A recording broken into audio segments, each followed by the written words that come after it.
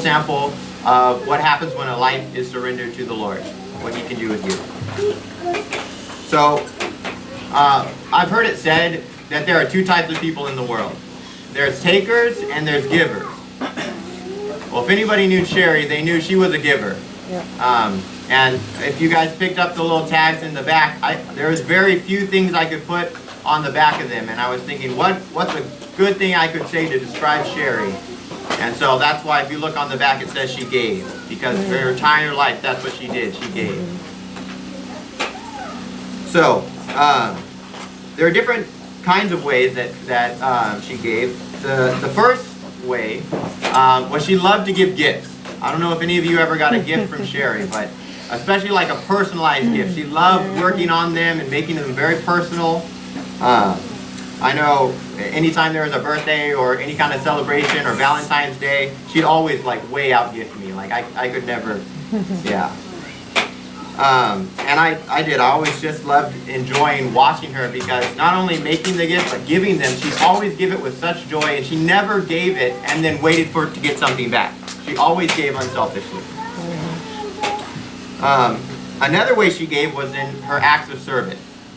So Cherye loved to serve others, and that came in a lot of different forms. Whether it was cleaning up the entire downstairs before you came downstairs, Lucky. Whether it was cooking a meal for way too many people, whether it was doing pedicures for all the women in the house, God bless her, God bless her. or one of her favorites, watching even more kids. And that one was one of the ones she loved to recruit me on as well. I know there was quite a few times I'd be looking forward to my Saturday and she'd come up and say, "Oh honey, can we please babysit so-and-so's kids so they can have a weekend off on their own?" It's not our weekend. Then the next thing I'd like to highlight is the sacrifices that Cherye made. So the sacrifices she made for those that she loved, and especially the sacrifices she made for our family. So after Cherye passed, I spent a lot of time thinking over the time that we had spent together. And to be honest, I was remembering how in the beginning I was actually very immature and selfish. When looking back, especially in those beginning years, I caused her quite a bit of pain. To the point that I honestly started asking the Lord, like, "Lord, why did you let us get married so young? You know, maybe it would have been better if we would have waited a little while, you know, that way I could grow up a little bit. And maybe I wouldn't have made so many mistakes and Cherye wouldn't have had to suffer through them all." But after thinking about that, the Lord spoke to me.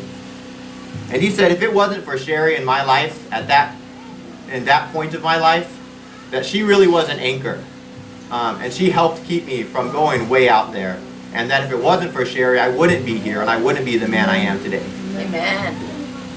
So now instead, I look back on those times with an attitude of appreciation.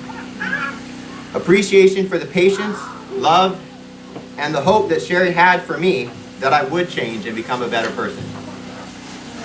She gave me so many chances, guys. Another huge sacrifice that Cherye made was when she became a mother. She was not planning on becoming a mother. And honestly, at that point of her life, I don't think it's something that she wanted very much. But, you know, I really am still amazed at how quickly she changed her lifestyle when she found out she was pregnant. Amen. Because back then, to be honest, we were kind of party people. In fact, she was known as the beer pong champion. But when she found out that she was pregnant, she literally never drank a drop of alcohol through all of her pregnancies. I mean, for her, everything. The safety and well-being of her children were just more important than anything. And dyeing her hair never went back either. Yep. Too. Yes. Did everything, started really. Yeah, and to be honest, like I was saying, it took me about till Joshy came till I realized what it really meant to be a dad. So she held out a long time. But for Cherye, the well-being and the safety of our children always came before fun. Amen. Amen. Always. So lastly, like you guys have heard from quite a few people, Cherye was an encourager. Many of you here, I'm sure, have received encouragement from her, either in words or in a text, or if you're really lucky, you got one of her very personal messages. Before she got a phone, by the way, it took me years to finally get her a phone. Everything was personalized messages back in the day. She just moved. So, for some people, it's easier to express themselves in written words than actually speaking, and Cherye was definitely one of those people. So, I remember when we first got together, that was definitely the case. She was an incredibly shy person, and so one of our main forms of communication was just notes and letters that she would write to me. And I mentioned she used to make his lunch every day, and every day was a personal note in his lunchbox. Well, I was going to mention that. Oh, Sorry. Yeah. And that's what I was going to say, that when we did get married, one of my favorite things is, yes, every day going to work, not only did she pack me a wonderful lunch, but yes, she would pack me a personal little note, and I actually, in my car, I kept most of them, because they were just so precious, and to be honest, I looked forward to that note each day even more than I did my lunch most times. I remember I'd brag about it to my coworkers too.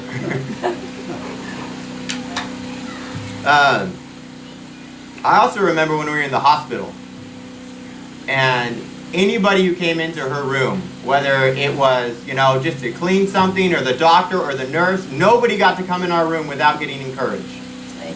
She would always thank them so much, encourage them that their job was important, what they were doing was important, and she brought a lot of people to tears there. I remember hearing so many of the staff there saying, we don't get these kind of patients here.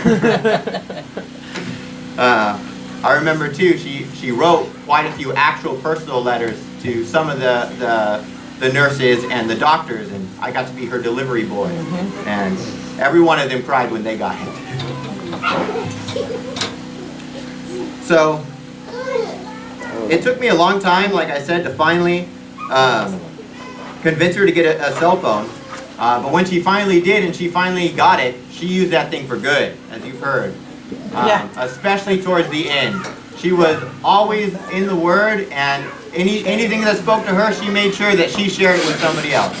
And she had just a whole repertoire of people that she would send out encouragement to each day and send out verses. And she'd tell me how she was so excited that somebody wrote back, and like you've heard, that it was just what somebody needed that day. I know there at my church, there were several ladies after she passed that came to me and said, we will never forget the encouraging texts and the messages that she sent to us. She was such an encourager.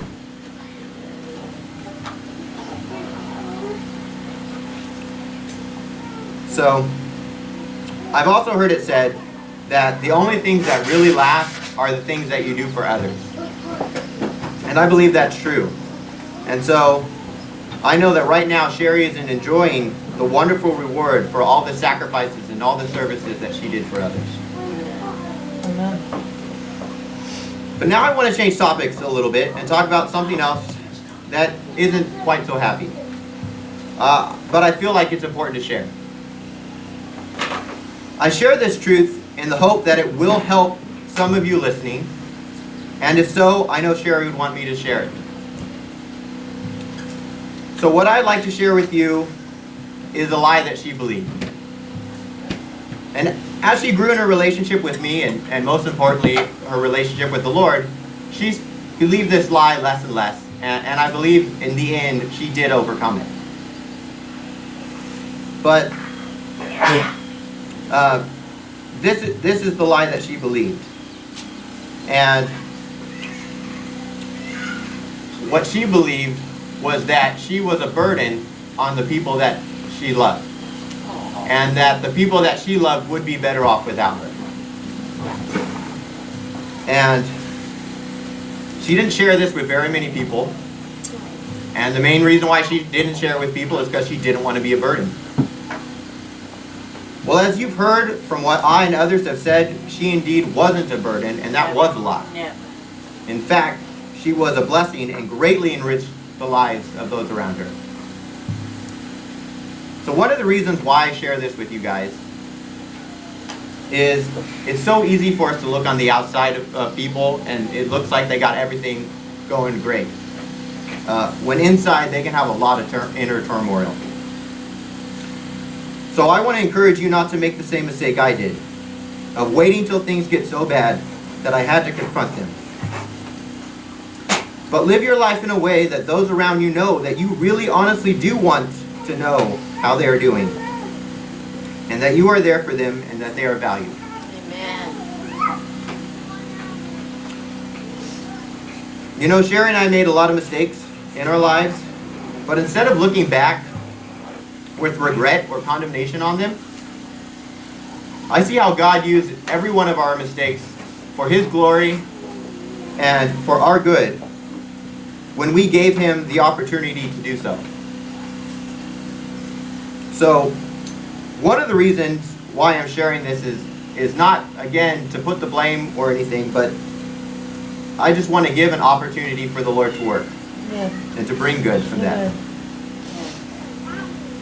So, in fact, because of all the time we spent in the hospital, especially towards the end and when she had her surgery and things, there were things, I mean, she could do almost nothing for herself. I had to feed her, I had to take her to the bathroom, I had to do all those kind of things.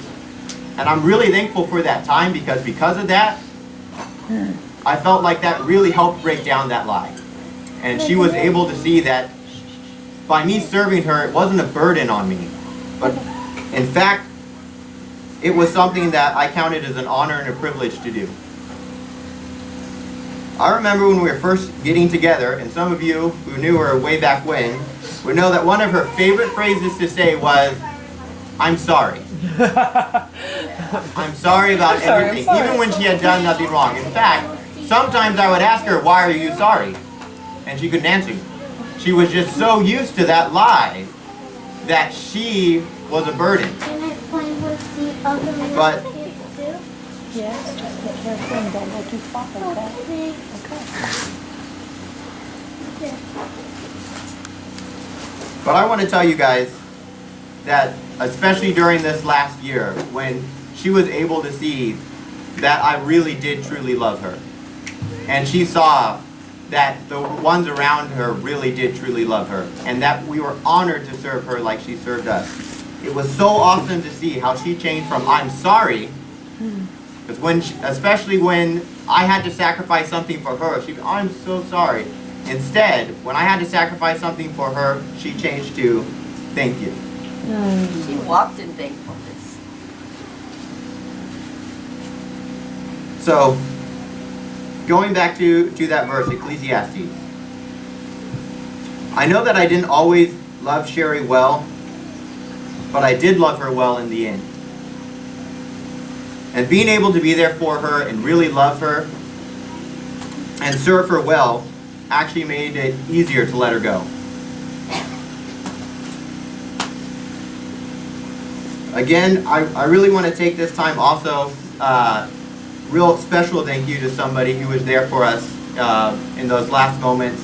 And really, if it wasn't for her, we wouldn't have had the time and the opportunity to build our relationship like we did. So I really want to thank my Grandma Candy. Thank you so much, Grandma Candy, for being there. Because her living with us those last couple of months, she really made a difference and allowed me and Cherye to have the time to spend together. 8.5 months. Yes. Yeah. And I was proud to do by the way, get her to tell you her testimony sometimes. It was a miracle that she got to come stay with us. So that was the Lord. And I'm so thankful for that. Sorry, totally lost myself. Okay. Yeah, it's really amazing to see how the Lord was working so many things out, especially towards the end. You know, those last 6 months or so of her life, we got visits from people that we hadn't seen in years. You know, and again, just having Grandma Candy, that was a miracle in itself. I mean, there were so many little things that happened right there in the end. I mean, some of you guys don't know this, but she had a minor surgery, went to Russia, and then 2 days later after coming back had her big surgery. So she wasn't going to stop. But one of the things that I'm actually thankful for, even though it's been really crazy, is the COVID. Because of COVID, I got to spend the last month of my wife's life with her every single day, and we got to spend it as a family. Thank you, Jesus. So I am so thankful how the Lord takes bad things and uses them for His glory. Amen. I mean, we made some really special moments that last month, being able to spend together as a family. I'm also really thankful for the last day that God gave me with her. Like Michelle said, she did end up going to the hospital, and she was there for almost 2 days, and she would call, and Marky, when are you coming to get me? Marky, when are you coming to get me? And so I got to pick her up, and we actually, instead of coming home, we just got a hotel right there next to the hospital, and I guarantee you guys that was one of the best days I ever had with my honey. The Lord gave her so much energy for that day, so much joy. She was walking around. I mean, she ate more food than I'd ever seen her eat in her life. That's a lot. At one time. And at the same time, though, she let me care for her so well and so deeply. And she never once said, "I'm sorry" that day, but she so many times said, "Thank you." I'm also very thankful that He let me be there with her when she took her last breath. And that He allowed her to pass here at her home with her family and her loved ones gathered around her. You know, we didn't believe Cherye was going to die. We all believed she was going to be healed. And I expected her to come back to us as we were trying to revive her. And I still don't quite know why she didn't. I can tell you this though, when she did pass, I didn't see a vision of her, you know, going with a white robe or going into the light or anything like that. But I really did get an impression of joy. That she was just in pure joy as she was in the presence of her Savior. And you know, there's times where I look when I'm thinking about it, and of course I miss her, and of course I'd love to have her back, but to be really honest, when I remember that joy and I can feel that joy, it fills me with joy for her. I'm so happy for her. So I know I've gone on for quite a while already, but there's one more thing I'd like to share with you guys, and that is what I've learned and what I'm continuing to learn through all this. So it was about 2 days before Cherye passed, and I was doing my morning reading in the Bible, and I read Psalms 57, and it just like came alive to me. I know you guys know what that's like. And I want to give a little context to the chapter. Actually, when David wrote this, it's when he was running from Saul, and so he ran to the land of the Philistines, but then they wanted to kill him, so he had to act like he was a crazy person, and then he ended up in a cave. So he wrote this as he was in a cave, running from everybody who wanted to kill him. And the chapter is not that long, and it's a really great chapter, but I just want to highlight 3 verses real quick. So, the first verse says, "Be merciful to me, O God, be merciful to me. For in you my soul takes refuge. In the shadow of your wings I will take refuge, till the storms of destruction pass by." And when I read that, I said, "Amen, Lord. I'm gonna rest in the shadow of your wings. I'm going to have peace and mercy because my soul is taking refuge in you during this time." And I was so excited when I would get to be with Cherye and share it with her. Then the next one is verse 3. "He will send from heaven and save me. He will put to shame him who tramples on me. Selah. God will send out His steadfast love and His faithfulness." And those 2 words, steadfast love and faithfulness, just really hit me. I said, "Amen, Lord. I know that that is true about you. I know that your love is steadfast. And I know that you are a faithful Father." Then I hit verse 7. My heart is steadfast, O God. My heart is steadfast. I will sing and make melody. And when I read that verse, I said, Amen, Lord. Because of your truth, because of your goodness, that's what I want to say. My heart is steadfast. And I'm going to be honest with you guys. When I first claimed it, I claimed it as, my heart is steadfast that Cherye is going to be healed. And I said, I'm not going to doubt. I'm steadfast. You are good. You are a loving Father. You are faithful. You're going to heal her. And you did. So, when we were trying to resuscitate Cherye, me and Michelle actually performed CPR on her until the medics got there. But that was one thing that I kept on saying. Lord, my heart is steadfast. My heart is steadfast. And when I was saying it as, my heart is steadfast that she's going to be healed. I'm believing, I'm believing, I'm believing. But after a while, my heart started to change. And instead of, my heart is steadfast that you're going to heal her, it became, my heart is steadfast. Not because of what you can do for me, but because of who you are.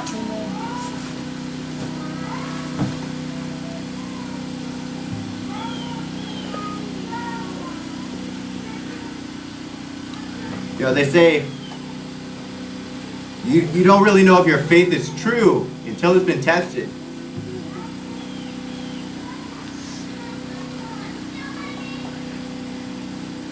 Amen. I can tell you guys, when I lost Cherye, and I expected to grow old with her, that definitely tested my faith.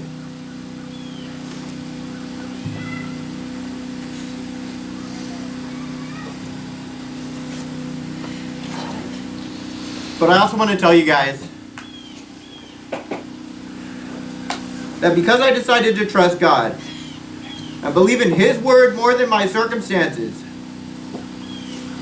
He's granted me with the peace that really truly does pass understanding. Amen.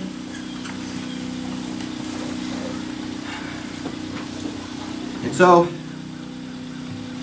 thank you.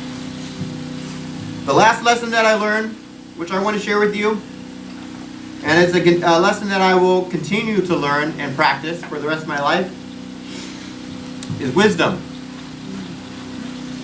So, there is a verse that I memorized when I was a child, Proverbs 8:17. I love them that love me, and those that seek me early shall find me.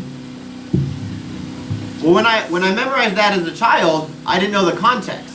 And I always understood it as either God or Jesus talking, and that it meant that if I wanted Him to hear me, I had to wake up really early in the morning to talk to Him. Well, like I said, I've really been felt drawn to the Psalms and the Proverbs and Ecclesiastes, and so as I was reading through Proverbs and I saw this verse again, it turns out that it's actually wisdom speaking. So in the book of Proverbs, wisdom is personified as a she. And so when I read that, I was like, oh, cool, that's wisdom. But that was it.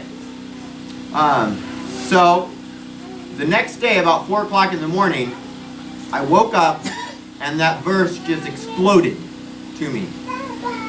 And what I felt like the Lord was telling me through that verse, the revelation that I got was that there are so many people, myself included, that wait till a situation or their circumstance demands that they seek wisdom to find a solution. But many times, by that time, it's already too late. The lesson I learned is, you can't wait till things get bad to decide that you're going to do something about it. But please, seek wisdom early, while things are still good, so that when the bad or the hard times come, you will be prepared for them. I see now that there were many times in our lives where Cherye and I, and especially me, were content to wait till things got really bad before we decided to do something about it. Again, I'm not saying this to try to place blame or to figure out why things happen or to condemn anybody. But I'm sharing this because I want to learn from my failures. And I want to encourage others to learn from them so that they don't make the same mistakes. So that's my spiel. Thank you guys for listening patiently. I would like to end now with a song. I'm pretty sure I heard this song before. And I've talked with other people who have lost somebody, and they say afterwards, there's something you could have heard 1,000,000 times, but you hear it again, and it just takes on a whole new meaning. So when I heard this song, it just came alive to me. And for two reasons. It encourages me that Cherye is enjoying her reward for her faithful service, but it also encourages me to stay faithful until I get to join her. Are you disappointed? Are you desperate for help? You know what it's like to be tired and only a shell of yourself. You start to believe you don't have what it takes, 'cause it's all you can do just to know much less finish the race. Don't forget what lies ahead.